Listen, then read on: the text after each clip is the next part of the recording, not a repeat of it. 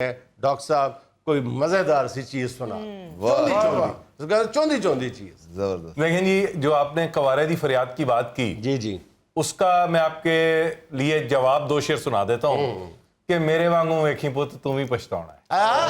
मेरे वांगू एक तू ही पछताना मेरे वांगू वेखी पुत तू भी पछताना है करके ब्याह तेनू लग पता जाना है।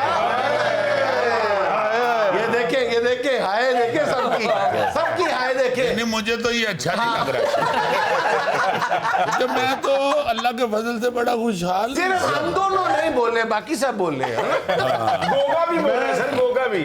मैं तो जी क्या फरमाया आपने इरशाद कि मेरे वांगू वेखी पुत तू भी पछताना है करके ब्याह तेनू लग पता जाना है। खौफ जाग पैणगे नसीब तेरे सौणगे। खौफ जाग पैणगे नसीब तेरे सौणगे। खौफ जाग पैणगे नसीब तेरे सौणगे फेसबुक अकाउंट तेरे रोज चेक होणगे।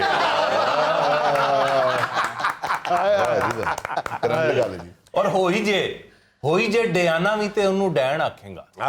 होई जे डियाना भी ते ओनू डैन आखेगा। माजी दी मंगेतरां नू तू ही भैन आखेगा। और सद के नियाणियां नू आखेगी ये जान के ए भी तुहाडे फुफो ने सलाम करो आन के।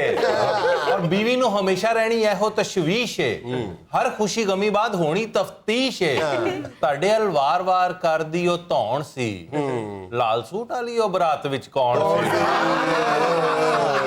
थोड़ा सा साथ एक्शन कर देते कौन सी। और देंदा रहे सफाइयां उन्हें लैना आपे बुझ भी। देंदा रहे सफाइयां उन्हें लैना आपे बुझ भी। झल्लियां या भला मैनू दिसदा नहीं कुछ भी। और ओहियो पछताया जिन्ने ब्याह दे लड्डू खादे आ। ओहियो पछताया जिन्ने ब्याह दे लड्डू खादे आ।